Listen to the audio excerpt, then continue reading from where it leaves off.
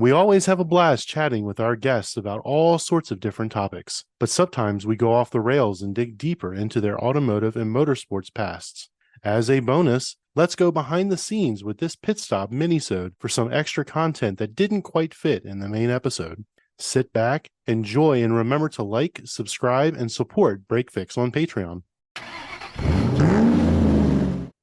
When Howard Purdy and Bob Hodgson chalked out the frame for the Purdy Deuce on the floor of his parents' home in 1964, little did they know that the car would be one of the most dominant cars to compete at the famed Oswego Speedway from the mid-1960s through 1974, as well as ultimately become one of the most iconic supermodifieds in the history of the sport.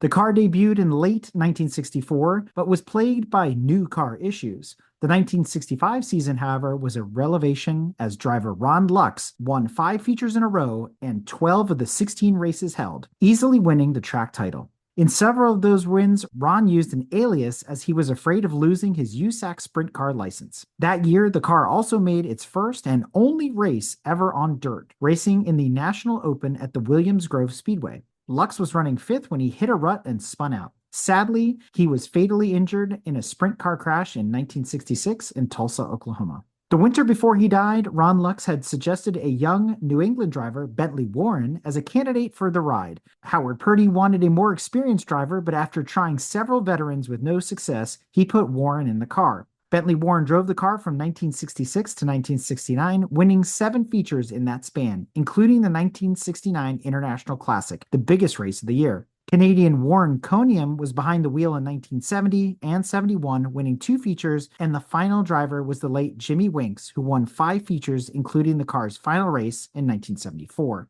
Small block and big block injected Chevy motors have powered the car over the years. The current restoration carries a 1960s small block Chevy, and in its time at Oswego, the Deuce racked up 25 wins, 11 seconds, 5 thirds, and 1 track championship and 1 win in the International Classic. The car was competitive throughout the eras of the upright supers, the sleeker, Indy Roadster-style bodies, and even when rear-engine supers were running. The following presentation covers the history of the Purdy Deuce in more detail and was recorded during the IMRRC's Center Conversation around supermodifieds and the history of the Oswego Speedway, and is hosted by the voice of Oswego Speedway, Roy Sova. I want to introduce a few people who were involved in the restoration of the Purdy Deuce. Up here in the front row, Bob and Nancy Hodgson, who are on the pit crew. Mary Purdy, wife of Howard Purdy. Chris Purdy is over here. Doug Holmes was greatly involved in the restoration. Jamie Moore had a hand in it. How about a big hand for all of those people?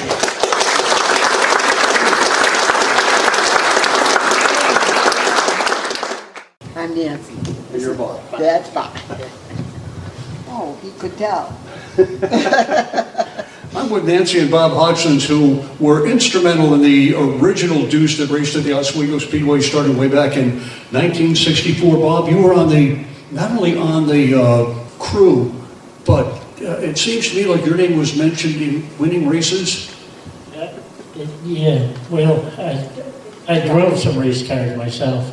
That was one reason that Ronnie decided to use my name when he didn't want USAC to know that he was running other races. Did everybody think it was you, or did they know better?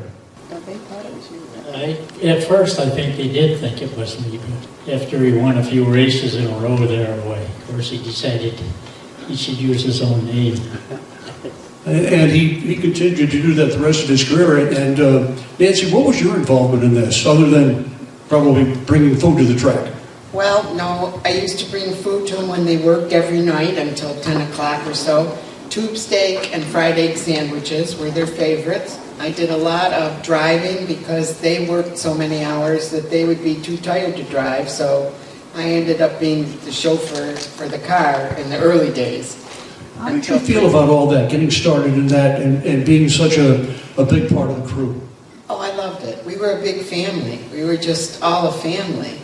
And the story about them taking tape measures and straight edges and chalk and drawing out a frame on the floor of Howard's parents' garage is actually true. And I was there that night. I could hold the straight edge. Well, good for you. And what did you do during that, Bob? Well, of course, Howard came up with the design of the new car, and we just started getting materials together to get it built. One thing I wanted to mention about Howard Purdy, when I met him, he was a car salesman in a Ford dealership. Then he took over a restaurant near the Ford dealership. And I guess 1 or 2 doors away, there was a shoe store. And Nancy was employed in the shoe store. And of course, we would work on the car every night.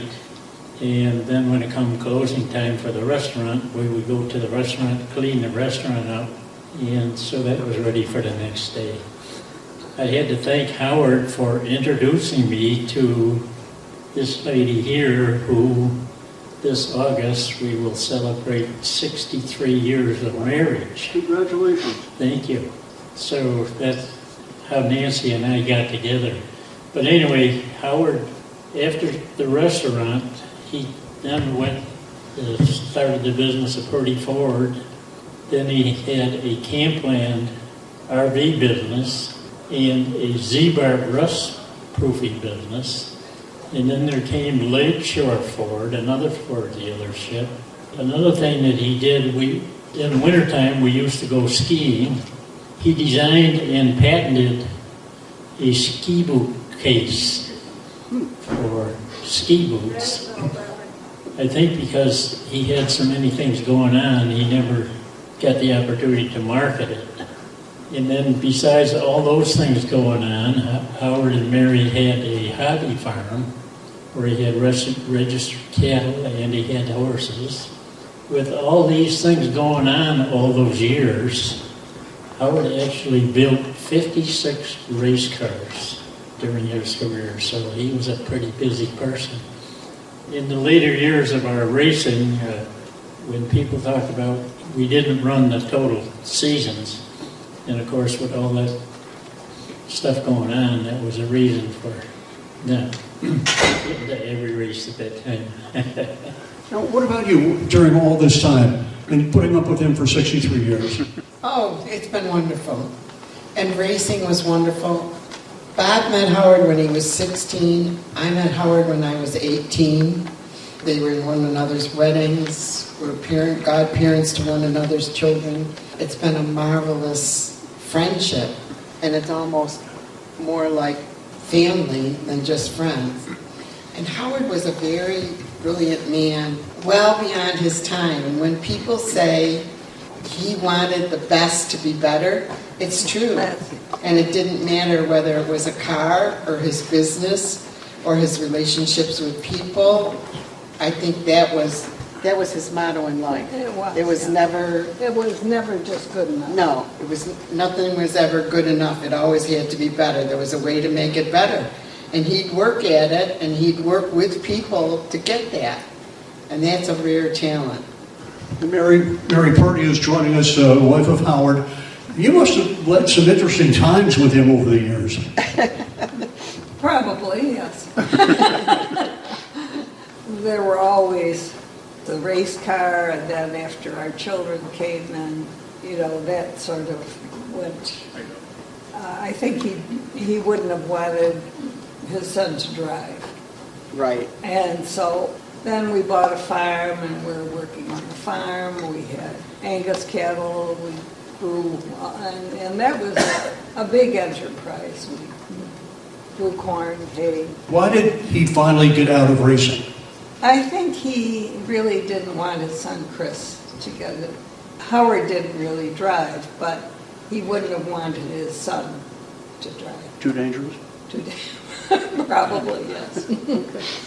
Well, thank you for joining us, Mary Purdy, Nancy Hodgson's, and Bob Hodgson's, the iconic Purdy Deuce here at the International Motor Racing Research Center in Watkins Glen. We'll have the next part of our program in just a few minutes. Thank you for having us. First of all, let me tell you a little bit about the Purdy Deuce, one of the most iconic cars ever at the Oswego Speedway. The whole thing was triggered by a guy by the name of George Offenberg in Florida. On the 26th of November of 22, the car arrived at Doug Holmes' place in Auburn. On the 27th, they started the disassembly, and that was completed on the 30th of November. On the 2nd of December, the frame went to Lee Osborne and was returned on the 4th of January. The frame and the auto body then went to Steve Miller's shop in Mexico, New York, and Steve returned it on the 21st of March. The trailer arrived at Doug Holmes' place on July 4th and was ready to go on July 5th. Trailered it to Lee Osborne on the 14th. Lee returned it on August 9th to Doug Holmes. On the 24th, the fuel filter arrived. That was the last part they were waiting on to complete the car. And on the 28th of August, 2023, the Deuce was fired up for the first time since 1974, and that was done at the Romulus Airport in Romulus, New York. So, ladies and gentlemen, we've got Bentley Warren, Warren Coniam, Doug Holmes, Lee Osborne, and Steve Miller, the guys who primarily were responsible for all of the restoration. I want to mention that the car, as soon as we are done here today, will be loaded up by Bentley Warren and taken up to Bentley Saloon in Arundel, Maine, where it will be on display for the rest of the year. If you've never been to Bentley Saloon, you need to go. It's a fantastic place. He sells more T-shirts and hoodies than any racetrack in the country.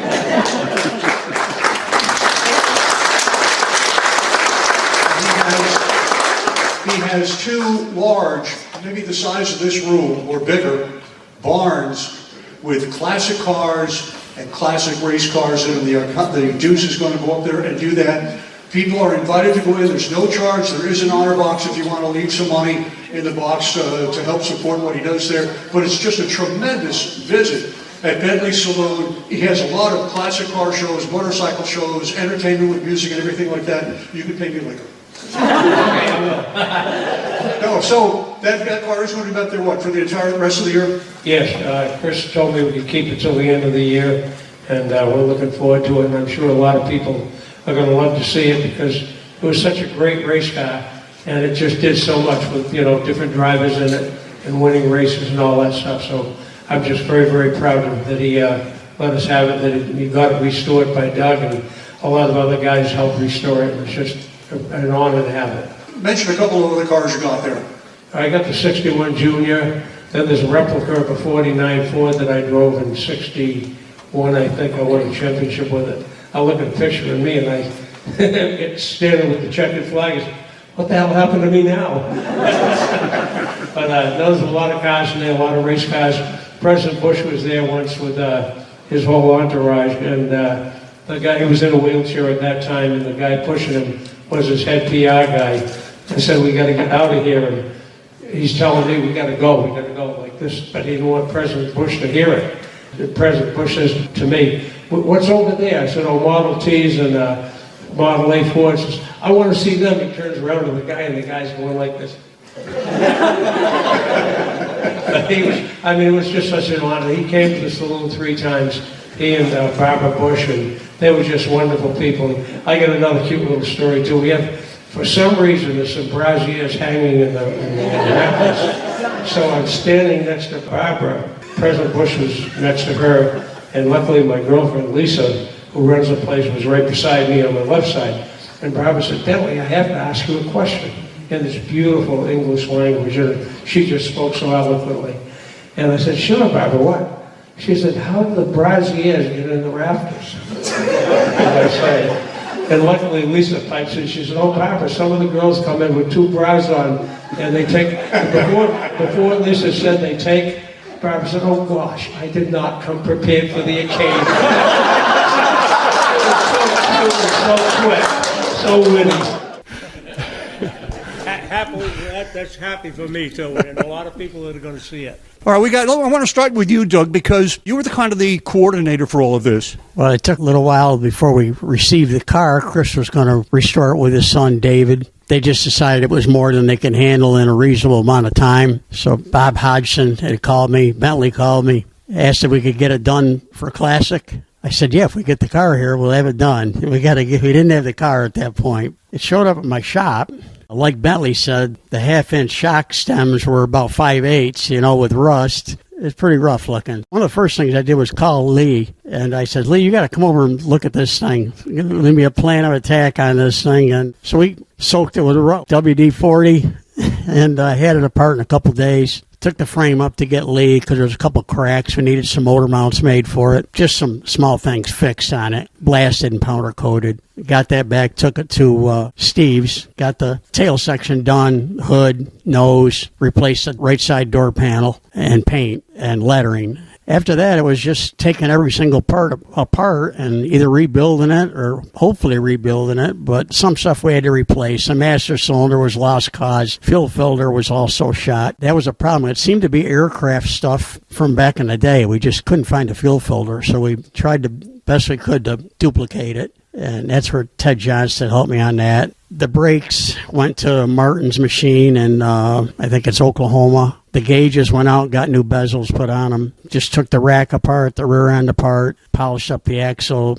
zinc flashed it. The wheels were all just done and Cerakoted. I should have brought my thumb drive because there's pictures, or I don't know, maybe George did, but I had all the photos from everything, right from start to finish. But yeah, couldn't do it without Lee and Steve Miller and a bunch of people's name on that board there. And I'm glad it turned out as well as it did. Well, we want to mention that Howard Purdy's wife is here. His son Chris are here. They were responsible for the car finally being turned over for restoration. And Bob and Nancy Hodgkins. Bob was a mechanic on the Deuce for a number of years. Lee, let me get you in here next. What was your role in this? Did some frame repairs, made some bumpers, motor plates, stuff that was just beat up too bad to fix. We got a friend of mine painted part of it. Then we sent it back to Doug, and he sent it up to Steve. Now, how did you get involved? Doug contacted you about this? It was my lucky day. Yeah, he called me. Yeah, he called me up because I've done other projects for him. So just one more on the list. That's right. Just more iron, you know. And Steve Miller. Steve, this is probably one of the fastest restorations that's been done. I know you've had a number that have been known all over the United States, competed again, not competed, but showed again in Indianapolis and stuff like that. But this has had to be a very quick restoration. It didn't seem quick. Body looked like King Kong, jumped up and down on it several times. The whole back end of it I had to fabricate. That was missing because this had a tail section on it when it last ran. The hood was... Oh, that was sad. Did you keep the original hood? Original holes have been filled and recut for a big block radiator opening. They did a couple of things. They moved the offset. I think in '68, was that it, Bentley? When they changed the offset on it and put the open tube axle in it and everything? I can't remember, but it looked so much like original when I drove it in the '69. I think it was '68 and '69. It looked just like when you guys brought it. I'm like, wow, that's the same car. I didn't think it was touched, except it looked cleaner. Well, originally the engine was in the center. The rear end is out of an Indy Roadster. They had an Indy Roadster that they were going to replace this car with, but it didn't work as well as this car. So they took all the running gear out of it, because originally this car had wide fives and housing rear end and stuff. When they changed the offset, because it is an offset rear end, instead of making a new hood, they just riveted a patch over where the engine used to be. So then they put a big block in it and then cut up more of it. They cut into the nose section. There was a lot of it had to be replaced. This is the original top, though, and the original nose piece. Now, Doug, I've been hearing for years this car was put away right after it was raced, as was still in pristine condition. All you had to do was take it out and dust it off. That was obviously not the case. No, I have witnesses. Yeah, it was rough. It was rough. It didn't roll. It had 4 flat tires. He backed the trailer up to the garage, and we picked the back end up with a cherry picker, and then we kind of scraped it off the trailer, got the rear end jack stands, then we picked the front up with a cherry picker and set it on the ground. It wasn't going anywhere on its own. Now, what made this car so competitive? It started in 64, ran through 74. The Roadster era came into being, and yet this car was still a winner. Maybe just the drivers? Well, yeah, that's probably a lot of it, yeah.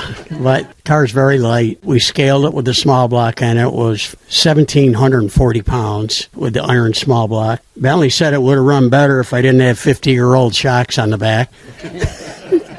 Well, they were relatively new. Well, Bob found them for me. They were in the bottom of one of the boxes there. They're Monroe Max is what they are. They were yellow, but in all the photos they're black, so we painted them black. One of the front shocks we had trouble finding, that little one that's on the lower part of the axle. All I did was go in the book and measure lengths and compress and that shock's off of a heater-built cab or flip-over cab or something. I don't know, but that's the only thing we could find that would fit on there. Yeah, as far as the chassis, I don't know enough about what made it fast. Bob Hodgson said it's basically a three-wheeled race car. I don't really know what makes it so fast, other than I know it's light. Okay, we'll talk to Bentley. He knows what made it fast, right? I think a lot of it was Howard Purdy. He was a person that was driven to do everything perfect and make things right and fast. And I remember driving it. We're running practice, and Fritz Klein was there.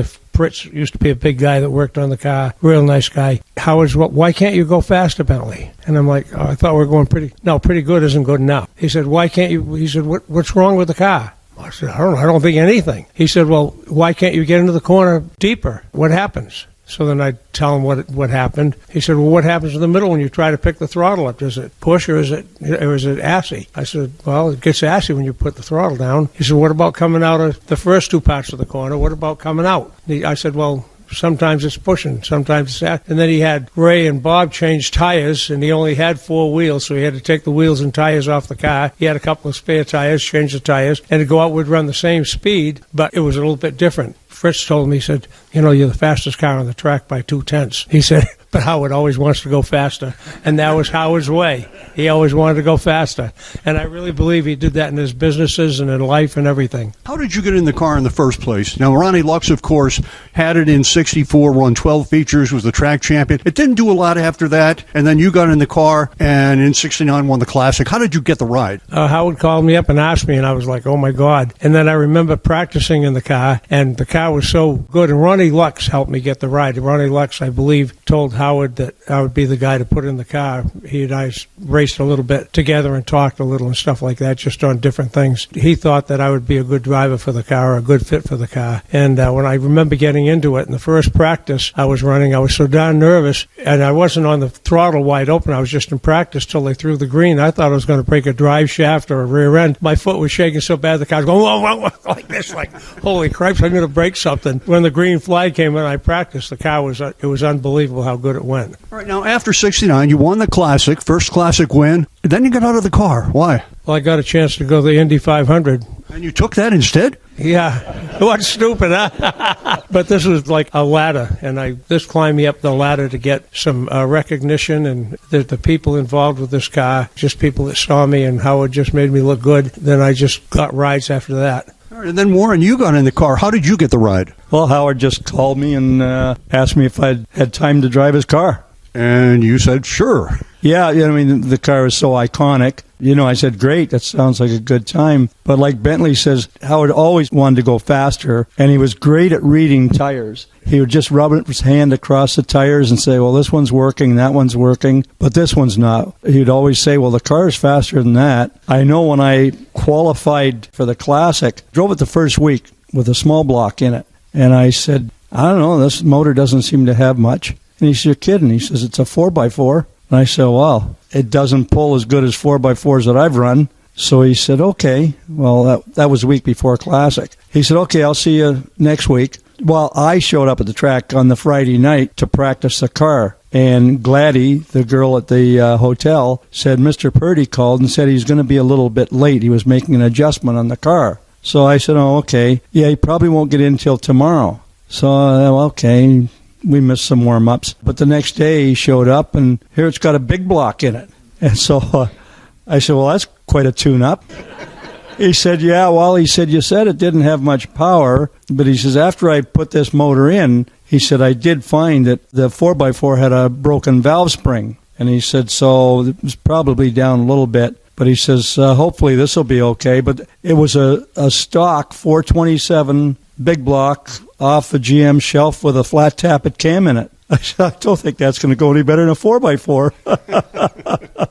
Anyways, he was great to work with. Unfortunately, the rear torsion bar adjuster broke just as we were starting the Classic, and we were down 14 laps, and the last thing he said to me was, well, if you win it from here, you're doing something.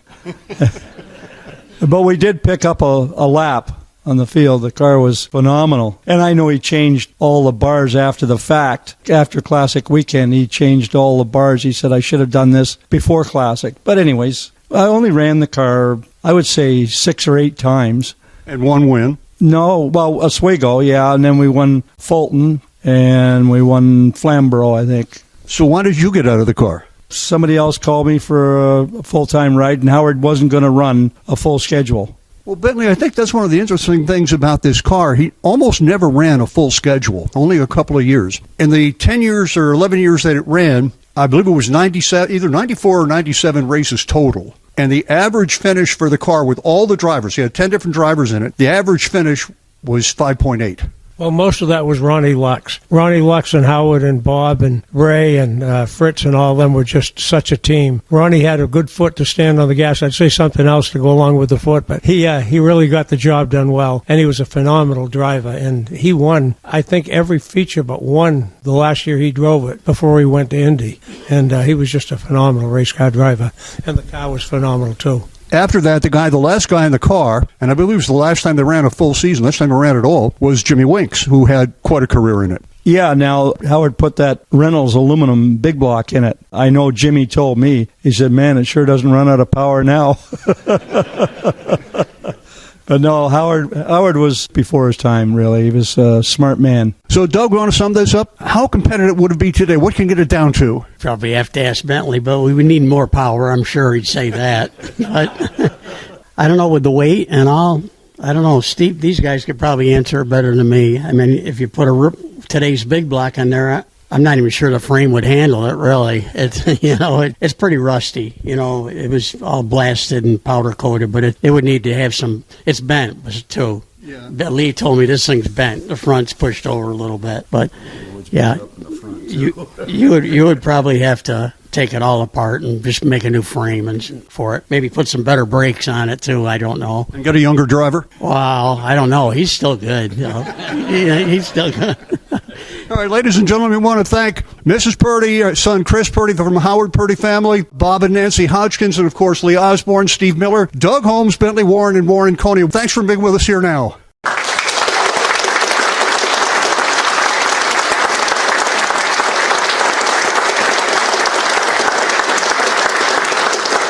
Thank you for being with us. Make it to your favorite racetrack this year. Thank you.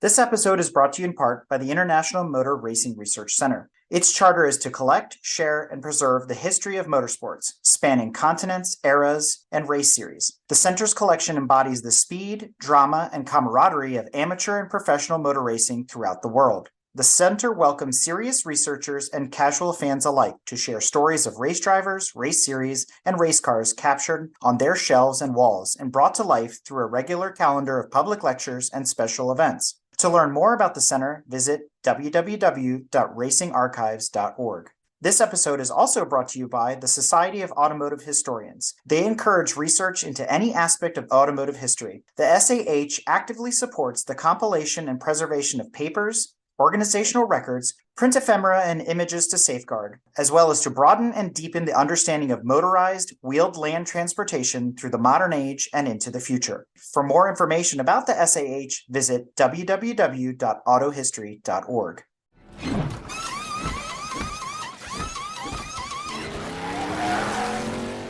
We hope you enjoyed another awesome episode of Break Fix Podcast, brought to you by Grand Touring Motorsports. If you'd like to be a guest on the show or get involved, be sure to follow us on all social media platforms at Grand Touring Motorsports. And if you'd like to learn more about the content of this episode, be sure to check out the follow-on article at gtmotorsports.org. We remain a commercial-free and no annual fees organization through our sponsors, but also through the generous support of our fans, families, and friends through Patreon. For as little as $2.50 a month, you can get access to more behind-the-scenes action, additional pit stop minisodes, and other VIP goodies, as well as keeping our team of creators fed on their strict diet of Fig Newtons, gummy bears, and Monster. So consider signing up for Patreon today at www.patreon.com/GT Motorsports. And remember, without you, none of this would be possible.